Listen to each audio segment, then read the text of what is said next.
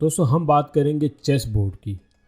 Chess board में कुल मिला के जो है वो 64 खाने होते हैं। उनमें से 32 खाने जो है वो लाइट कलर के होते हैं और 32 खाने जो है वो डार्क कलर के होते हैं। जो लाइंस जो वर्टिकल रन होती है वो कहलाती हैं फाइल्स, और जो लाइंस जो हॉरिजॉन्टल रन होती हैं वो कहलाती है रैंक्स, और जो लाइन जो क्रॉस हो रही होती है वो कहलाती है डायगनल्स। तो ये आपकी जो है वो फाइल्स हो गई, ये आपकी जो है वो रैंक्स हो गए, और ये जो है वो आपके डायगनल्स हैं। तो जब भी आप गेम स्टार्ट करें तो याद रखिए कि लोअर राइट हैंड कॉर्नर जो है, जो स्क्वायर है, वो लाइट कलर का ही होगा हमेशा, और वाइट जो है वो हमेशा पहले चलेगा। दोस्तों वर्टिकल कॉलम्स जो हैं, जो ए से लेकर एच तक हैं, वो फाइल्स हैं। तो ये जो है आपकी ए फाइल है, बी फाइल है, सी फाइल है, D E F G N H file, और जो हॉरिजॉन्टल रैंक जो है वो है आपका फर्स्ट रैंक है, सेकंड रैंक है, थर्ड रैंक है, फोर्थ रैंक है, fifth, six, seven and eight. तो अगर हम इस स्क्वायर की बात करें तो ये जो है वो D5 स्क्वायर है, क्योंकि ये डी फाइल पे है और फिफ्थ रैंक पे है। अगर हम इस स्क्वायर की बात करें तो ये F6 स्क्वायर जो है, और इस स्क्वायर की अगर हम बात करें तो ये है C7 स्क्वायर, क्योंकि ये C फाइल पर है और सेवन्थ रैंक पर है। दोस्तों अब हम बात करेंगे चेस पीसीस की। तो ये जो है बादशाह है, ये क्वीन है या वज़ीर है, ये रुक है या हाथी है, ये बिशप है या ऊंट है, ये नाइट है या घोड़ा है, और ये जो है पॉन है या सिपाही है। दोस्तों अब हम जानने की कोशिश करेंगे चेस पीसीस की स्ट्रेंथ के बारे में। तो चेस पीसीस की जो स्ट्रेंथ है वो सिपाहियों पर जो है हम मेजर करेंगे। तो सिंस हम सिपाहियों की बात करें तो सिपाही जो है वो सबसे वीकेस्ट जो है पीस है चेस की बिसात पर, और जो घोड़ा है उसकी वैल्यू 3 सिपाहियों के बराबर है, और जो बिशप है या ऊंट है उसकी वैल्यू भी 3 सिपाहियों के बराबर है। लेकिन डिपेंड करता है, कुछ पोजीशंस में घोड़ा ज़्यादा बेटर है और कुछ पोजीशन में बिशप या ऊंट ज़्यादा बेटर है। रुक जो है वो एक पावरफुल पीस है और उसकी जो है वैल्यू 5 सिपाहियों के बराबर है, और जो क्वीन या वज़ीर है उसकी वैल्यू 9 सिपाहियों के बराबर है। और किंग की जो है वो कोई वैल्यू नहीं है, क्योंकि किंग जो है उस पर ही गेम है सारा, तो हम उसको कोई वैल्यू नहीं देंगे, क्योंकि आपको सामने वाले प्लेयर की जो है किंग को कैप्चर करना है। जो है बादशाह के पास तमाम वैल्यूज़ होने के बावजूद भी जो है वो सिफर जो है स्ट्रेंथ है। दोस्तों अब हम देखेंगे कि चेस बोर्ड को किस तरह सेटअप करना है गेम खेलने के लिए। तो सबसे पहले दोनों प्लेयर्स को इस बात का ख्याल रखना होगा कि जो आपके lower right hand corner square का जो कलर होना चाहिए वो वाइट या लाइट होना चाहिए। दोस्तों रुक या हाथी जो है वो दोनों कॉर्नर स्क्वायर्स में होंगे, फिर जो है वो नाइट या घोड़े होंगे, फिर जो है वो बिशप या ऊंट होंगे, और फिर जो है वो क्वीन या वज़ीर, और सबसे आखिरी में बादशाह। इस बात का आपको ख्याल रखना है कि बादशाह जो है वो अपने ऑपोजिट कलर के स्क्वायर में होगा और क्वीन जो है वो अपने सेम कलर के स्क्वायर में होगी। इसका मतलब है कि वाइट कलर की क्वीन जो है वो वाइट कलर के स्क्वायर में होगी, और जो वाइट कलर का जो किंग है वो ब्लैक कलर के स्क्वायर में होगा। फिर जो सारे सिपाही या पॉन्स होंगे वो सेकंड रैंक या आगे वाली सफ़ों पे खड़े होंगे। अब ब्लैक पीसेस के लिए भी वही बात होगी कि 7 रैंक पे जो है वो सारे सिपाही होंगे, और फिर जो रुक्स जो है वो कॉर्नर में होंगे, और फिर किंग जो है वो लाइट कलर के स्क्वायर में होगा, और जो क्वीन जो है वो डार्क कलर के स्क्वायर में होगी, और रुक के बाद जो है वो 2 नाइट्स होंगे, और फिर जो है वो 2 बिशप्स होंगे। दोस्तों पॉन्स या सिपाही जो है वो शतरंज की बिसात पर जो है वो बहुत ही वीक पीस होते हैं, लेकिन बहुत ही इम्पोर्टेंट होते हैं। दोस्तों सिपाही जो है वो अपनी पहली चाल एक स्क्वायर से भी शुरू कर सकता है और 2 स्क्वायर से भी शुरू कर सकता है, लेकिन एक बार जब वो सिपाही मूव हो जाएगा उसके बाद उसे सिर्फ और सिर्फ एक ही स्क्वायर बढ़ने की इजाज़त है। दोस्तों इस सिनेरियो में आप देख सकते हैं कि E2 स्क्वायर पर जो सिपाही है वो अपनी पहली मूव जो है वो E3 पर भी कर सकता है और E4 के स्क्वायर पर भी कर सकता है, लेकिन उसके बाद वो सिर्फ और सिर्फ E5 पर जा सकता है। दोस्तों सिपाही जो है वो शतरंज की बिसात पर एक अकेला पीस है जो बैकवर्ड्स मूव नहीं होता, सिर्फ और सिर्फ फॉरवर्ड ही जाएगा। और दोस्तों सिपाही जो है वो शतरंज की बिसात पर एक अकेला पीस है जो मूव डिफरेंटली करता है और कैप्चर डिफरेंटली करता है। सिपाही जो है वो मूव जो है वो स्ट्रेट मूव करता है और कैप्चर जो है वो डायगनली करता है। इस पोजीशन में आप देख सकते हैं कि वाइट का जो D3 पॉन है या सिपाही है वो ब्लैक के C4 स्क्वायर पर जो सिपाही उसे कैप्चर कर सकता है, लेकिन D4 के जो है वो सिपाही को वो कैप्चर नहीं कर सकता। दोस्तों शतरंज की बिसात पर सिपाही जो है वो बहुत ही वीक ज़रूर है, लेकिन सिपाही के पास जो है वो एक ग्रेटेस्ट पावर है और वो प्रमोशन पावर है। अगर कोई भी सिपाही जो है वो मार्च करता हुआ 8वें रैंक तक चले जाता है या ब्लैक कलर का जो सिपाही है वो मार्च करता हुआ पहले रैंक तक आता है तो उसे प्रमोशन की इजाज़त होती है और वो अपने आप को किसी भी पीस से जो है वो प्रमोट कर सकता है। और जो हमेशा से प्रेफरेबल पीस रहा है वो ऑब्वियसली क्वीन ही है, क्योंकि क्वीन ही सबसे ज़्यादा पावरफुल। दोस्तों पॉन या सिपाही से रिलेटेड जो है वो एक और रूल है, उसे कहते हैं एन पसान या फ्रेंच में उसे कहते हैं एन पासिंग। तो इस रूल के मुताबिक आप देख सकते हैं कि वाइट का जो है वो E4 पर जो सिपाही है अगर वो E5 पर बढ़ जाता है तो आप देख सकते हैं वो ब्लैक के दोनों सिपाहियों को गार्ड कर रहा है। और जैसा कि मैंने आपको बताया कि सिपाही जो है वो चलते सीधे हैं और जो है वो कैप्चर जो है वो डायगनली करते हैं, तो इस वजह से अगर ब्लैक सिपाही जो है वो अपनी पहली चाल अगर 2 से शुरू करे तो वाइट जो है उसके पास राइट है कि वो उसे कैप्चर कर सकता है। लेकिन जो है वो इट ओनली अप्लाइज, ये सिर्फ और सिर्फ अप्लाई करता है सिर्फ एक मरतबा। अगर वाइट ने उसे कैप्चर नहीं किया तो फिर जो है वो फिर उसके बाद नेक्स्ट मूव पे वो उसे कैप्चर नहीं कर सकता।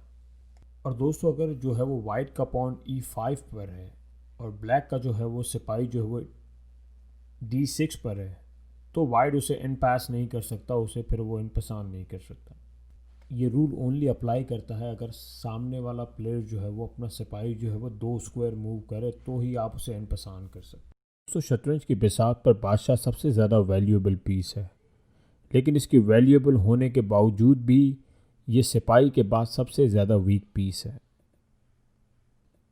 इस खेल में आपको अपने बादशाह को डिफेंड करना है और अपने ओपोनेंट के बादशाह को कैप्चर करना है। बादशाह की मोबिलिटी जो है वो हमें एंड गेम में नज़र आती है।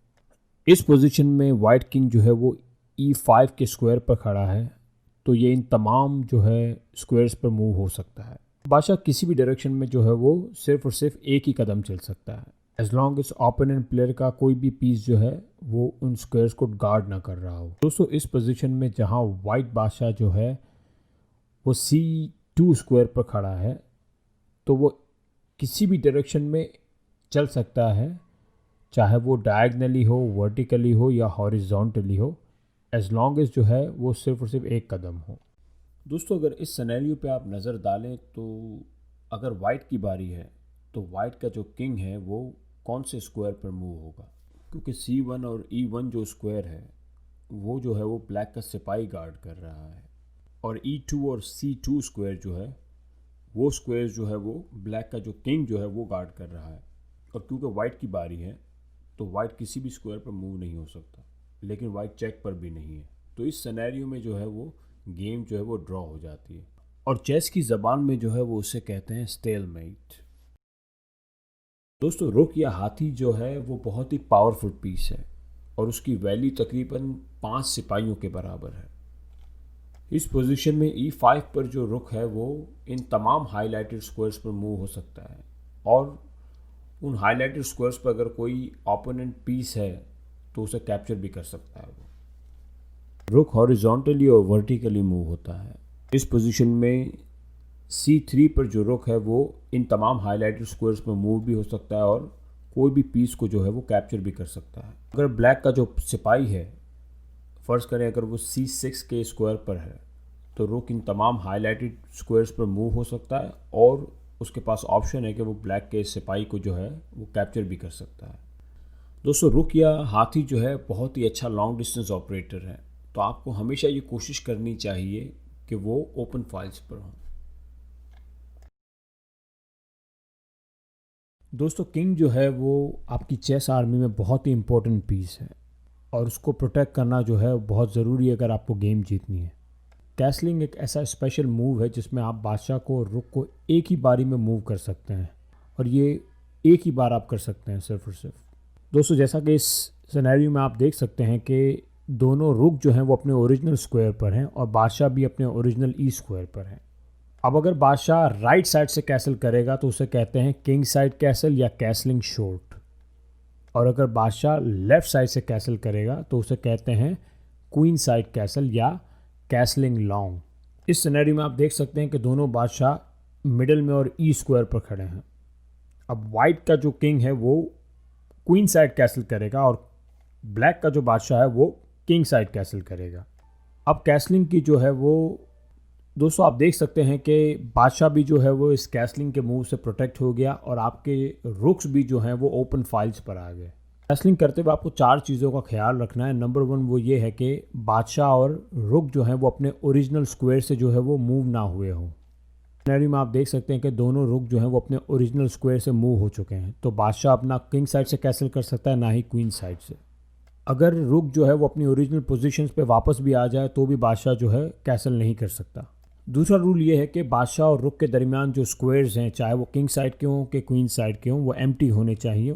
उन स्क्वायर्स पर कोई भी चेस पीस नहीं होना चाहिए। इस सिनेरियो में वाइट जो है वो किंग साइड कैसल नहीं कर सकता क्योंकि जी स्क्वायर पर जो है वो नाइट है, लेकिन वो क्वीन साइड पर कैसल कर सकता है क्योंकि वहाँ पर कोई भी जो है वो चेस पीस नहीं है। तीसरा रूल ये है कि बादशाह जो है वो कैसलिंग करते वक्त चेक पर नहीं होना चाहिए। इस सिनेरियो में आप देख सकते हैं कि बादशाह और रुक के दरमियान स्क्वायर्स भी एम्प्टी हैं, दोनों ओरिजिनल पोजीशंस पर भी हैं, लेकिन वाइट बादशाह जो है इस ब्लैक कलर के सिपाही से जो है वो चेक पर है। चौथा रूल ये है कि बादशाह और रुक के दरमियान जो एम्प्टी स्क्वायर्स हैं वो भी अंडर अटैक नहीं होने चाहिए। पोजीशन में रुक और बादशाह के दरमियान जो स्क्वायर्स वो ओपन है, लेकिन जो डी फाइल पर जो ब्लैक कलर का रुक है वो इस फाइल को जो है वो गार्ड कर रहा है। बादशाह जो है वो ओवरपास नहीं कर सकता। हाँ जो है वो कैसलिंग जो है वो इलीगल है। और इस सिनेरियो में सी फाइल पर जो ब्लैक कलर का रुख है वो इस पूरी सी फाइल को गार्ड कर रहा है, तो बादशाह जो है वो कैसलिंग नहीं कर सकता। तो कैसलिंग जो है वो यहाँ पर भी इलीगल। दोस्तों अब हम बात करेंगे बिशप या ऊंट की। बिशप या ऊंट जो है वो डायगनली ट्रैवल करते हैं और अगर उनके पैथ पे कोई भी पीस ना हो तो वो ऑल द वे ट्रैवल करते हैं। इस पोजीशन में जो है बिशप इन तमाम स्क्वायरों पर जो है वो मूव हो सकता है, लेकिन बिशप का जो सबसे बड़ा ड्रॉबैक है वो ये है कि बिशप जो है वो अपने ही कलर के स्क्वायर्स में ट्रैवल करता है। और अगर आप नज़र डालें तो एक बिशप जो है वो वाइट कलर के स्क्वायर पर होता है और एक बिशप जो है वो ब्लैक कलर के स्क्वायर पर होता है। जो डार्क कलर के स्क्वायर पर जो बिशप खड़ा है वो सिर्फ और सिर्फ 32 डार्क स्क्वायर्स पर ट्रैवल कर सकता है। तो वाइट कलर के स्क्वायर पर खड़ा है बिशप, वो सिर्फ और सिर्फ 32 वाइट कलर के स्क्वायर्स पर ही ट्रैवल कर सकता है। इसीलिए जो डार्क स्क्वायर पे बिशप खड़ा है उसे डार्क स्क्वायर बिशप कहा जाता है और जो वाइट कलर के स्क्वायर पर बिशप खड़ा है उसे लाइट स्क्वायर बिशप कहा जाता है। बिशप जो है वो diagonally all the way travel करता है, लेकिन एक बिशप जो है वो सिर्फ और सिर्फ हाफ बोर्ड पर ही ट्रैवल कर सकता है। इसीलिए बिशप जो है वो सिर्फ और सिर्फ 3 पॉन्स या 3 सिपाही जो है वो वर्क करता है। दोस्तों इस सिनेरियो में आप क्लियरली देख सकते हैं कि ब्लैक कलर का बिशप जो है वो ऑल द वे ट्रैवल कर सकता है वाइट स्क्वायर्स पर, लेकिन जो वाइट कलर के सिपाही हैं वो सारे के सारे ब्लैक स्क्वायर्स पर हैं, तो वो उन्हें अटैक नहीं कर सकता। तो ये बिशप का जो है बहुत बड़ा ड्रॉबैक है। अगर बिशप जो है वो अपने ही सिपाहियों से ब्लॉक है तो वो जो है वो एक बैड बिशप है। आपको हमेशा इस बात का ख्याल रखना चाहिए कि आप अपने बिशप की जो है मोबिलिटी को मैक्सिमाइज करें और अपने जो सिपाही के स्ट्रक्चर्स हैं उसको मूव करें ताकि बिशप जो है वो बाहर जो है वो चेस बोर्ड पर फ्रीली मूव कर सके। इस सिनेरियो में वाइट बिशप जो है वो अपने ही पॉन्स के स्ट्रक्चर में जो है वो ब्लॉक है और वो कुछ भी नहीं कर सकता, और जो ब्लैक बिशप है वो फ्रीली मूव कर सकता है चेस बोर्ड पे क्योंकि वो ब्लॉक नहीं है अपने ही पॉन स्ट्रक्चर से। दोस्तों शतरंज की बिसात पर जो है वजीर या क्वीन जो है वो सबसे ज़्यादा पावरफुल पीस है और उसकी वैल्यू तकरीबन 9 सिपाहियों के बराबर है।